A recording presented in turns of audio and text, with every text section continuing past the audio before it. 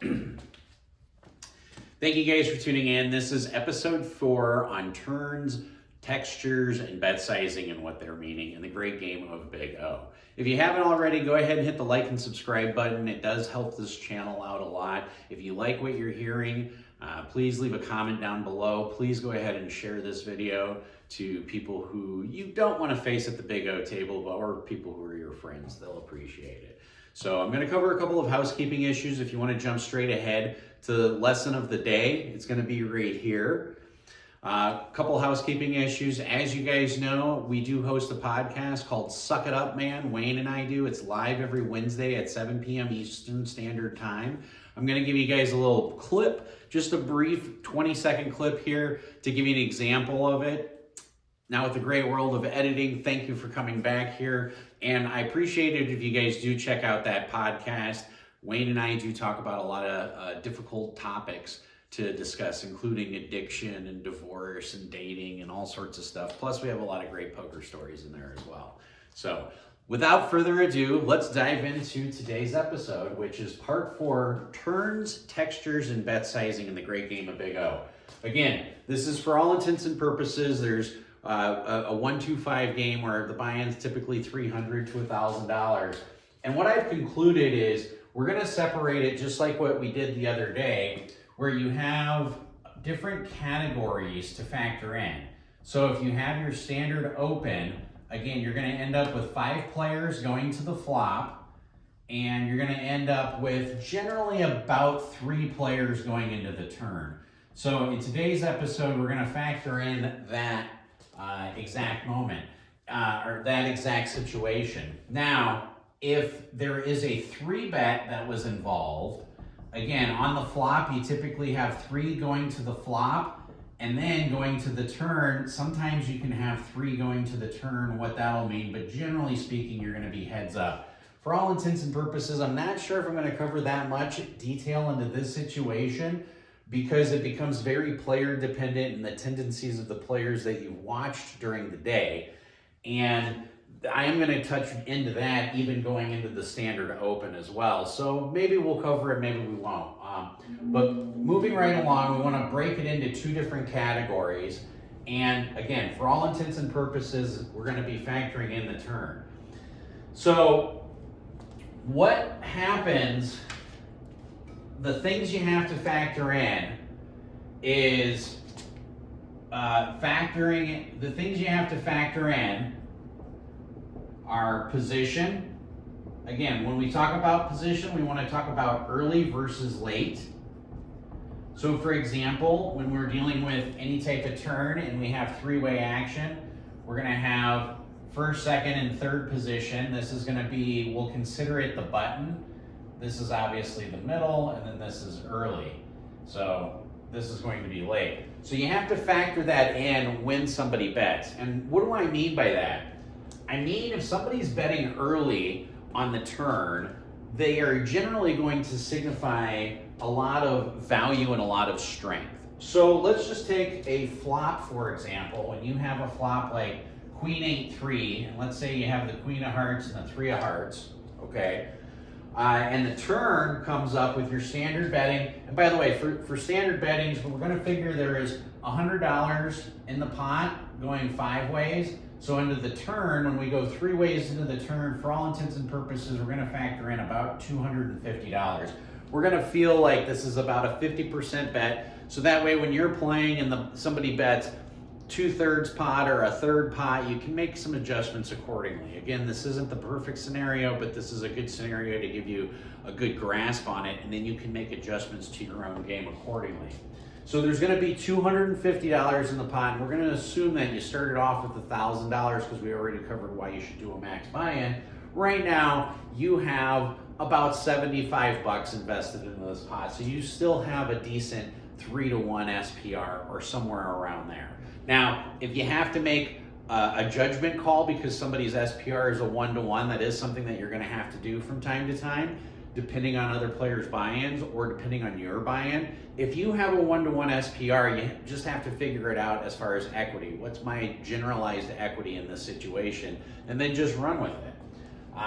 Same thing, if your opponent has a 1-to-1 SPR, you have to figure out what's their equity in this situation, what's my equity. And if you're getting a 1-to-1 SPR, your equity only needs to be like 35% to be profitable in the long run. I know it's 33%, but you have to factor there's some kind of rate that's taken out. In these games, usually I think it's like $6 per pot. So moving right along. So in some situations, the texture of the board is going to change.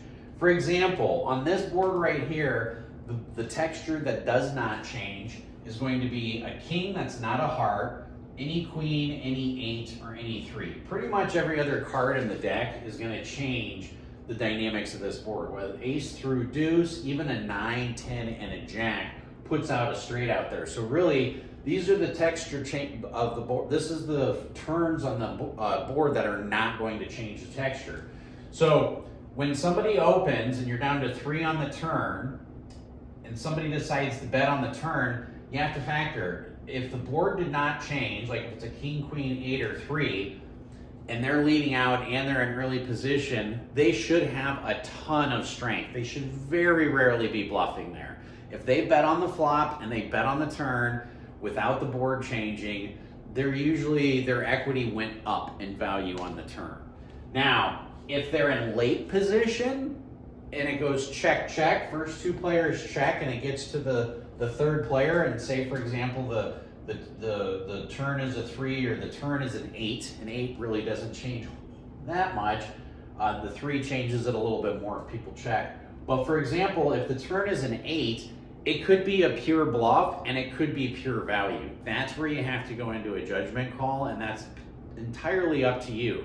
What you have to do is remember what the player's tendencies are in the past that you've been observing them, and you have to factor in, are they the original pre-flop raiser? Like if the original pre-flop raiser raised pre-flop, has this flop come out and they bet, and then the texture does not change, and then they bet again, usually they're going to have either pocket kings or king queen or queen 8 or something that gives them a full house, or they're blocking full houses, or they might even have a strong hand like pocket aces with the deuce of hearts in there, and they're like, I don't care, the 8 doesn't really change anything. It gives them more equity to the nut full house.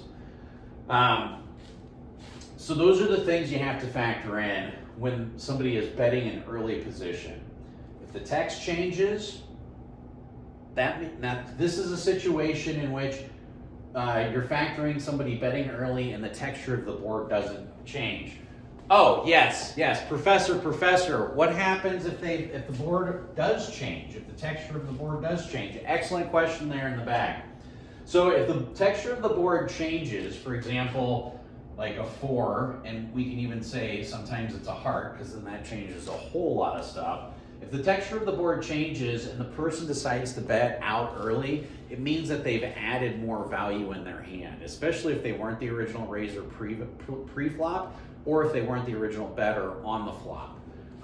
So if they're betting early, they have a whole lot more value added to their hand. So if a 4 comes out, all of a sudden that gave them more equity. Same thing. If a 9 comes out, let's just say it's the 9 of clubs, all right?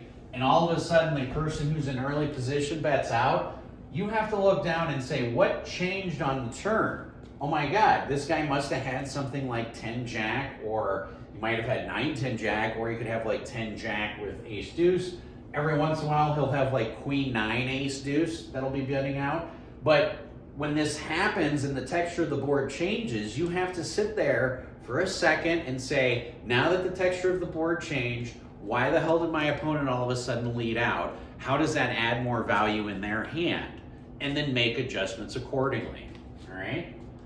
I hope this is going to help you guys be better BigO players on the turn, because it also incorporates that you should be buying in for max again, so that way you can play these turns appropriately. Because, for example, if the turn's a 9 of clubs and somebody has a 1-to-1 SPR, somebody has $250 left, and they're in early position, that doesn't necessarily mean they have the nuts. They could have went from having a hand like ace deuce 9-9 jack, and all of a sudden they spiked middle set. Or they could have queen 9 ace deuce or queen 9 ace 4, and they're like, hey, I'm going to run with this because they have a 1-to-1 SPR.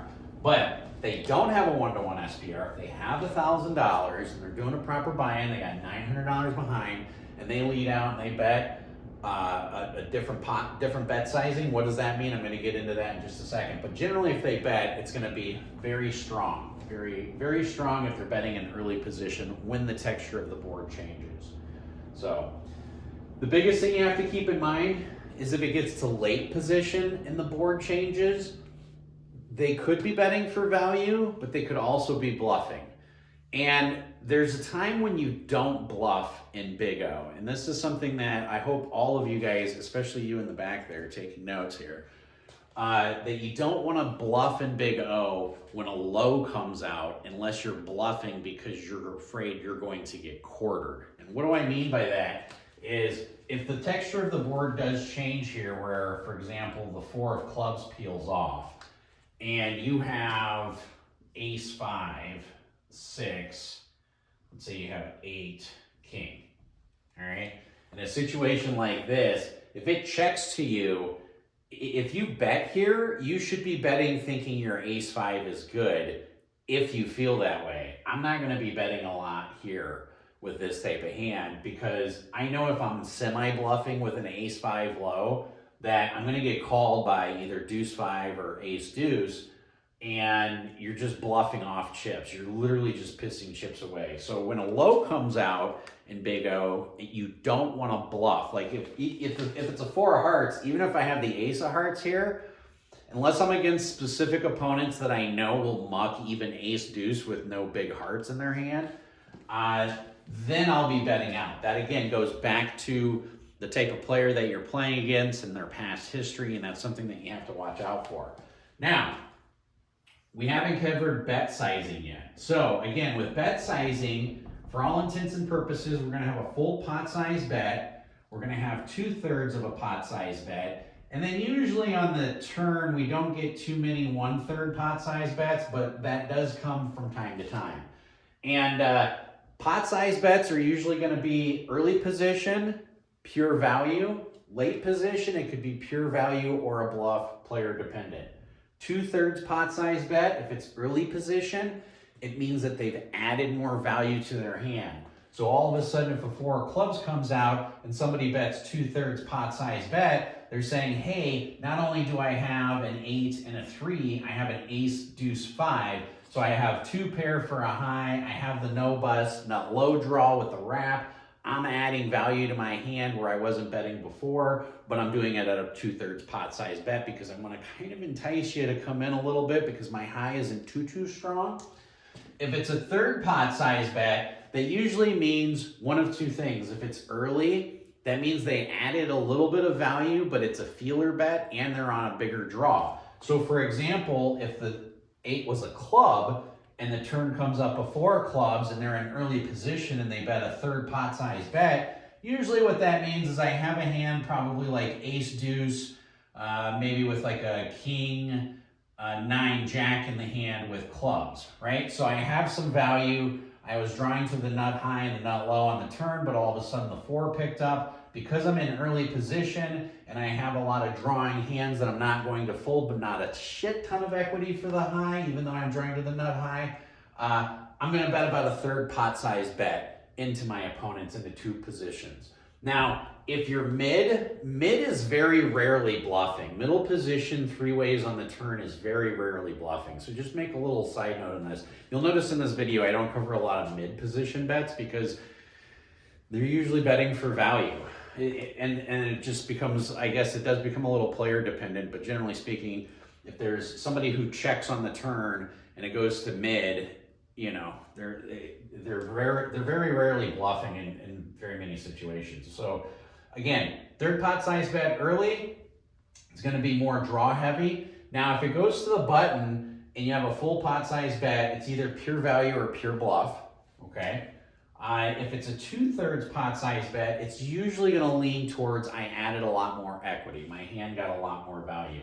And if it's a 3rd pot size bet, you're fucked if you call. For example, a 3rd pot size bet on the button, pardon me, I guess I shouldn't say you're fucked. If you call when the button bets a 3rd pot size bet on the turn, your best case scenario is you may get quartered. generally speaking, unless it's a very advanced player. But even advanced players betting a third, it's basically, for example, if the hand is like this, queen, 8, 3, 4 of clubs, and I'm sitting there with ace, deuce of nut hearts, and then I've got queen, queen as well, you know, and then throw in like a 6 here. This is a hand where when I see this turn card comes up, I know clubs is going to call, and I know ace, deuce is going to call. So your best case scenario is generally you might get quartered. Your worst case scenario is, yeah, you're just pissing away chips. So generally, a third pot size bet on the button on the turn is going to signify a tremendous amount of strength. Now, it does become player dependent as well. If the guy's been splashy all day and he's been betting nonstop and he decides to get a little tricky, you know, you can always mix in a little bit of check raising and things of that nature. But generally, check raising on the turn is going to signify super nutted hands or hands that don't want to see a river. So anytime you get check raised on the turn, unless you just have a lot of equity, like if you have 40% equity, I'm not going to be calling off too much there. But if I get check raised on the turn and I call, just about every card that changes the texture of the board, especially if I've got position on you, I'm going to be firing the shit out of that pot if it gets heads up. If you have a proper one-to-one SPR. So I hope that helps you guys. So yeah, this covers part 4, turns, textures, bet sizing, the things you have to factor in. Again, position, early versus late. What does that mean? Bet sizing, early versus late. What does that mean? I hope this helps you guys. I know some of the standard BigO players are going to be pissed by seeing all these videos. I do get a little bit of slack of why the hell are you giving so many secrets away. It's not secrets, it's just been experience. And when it comes to BigO, I don't feel that there's a handful of players that I know that are amazing BigO players like myself, and I have ultimate respect for them, and I know that they hate it when I put out these videos, but that's okay. So that's it for today. Play smart, everybody, and run like a god.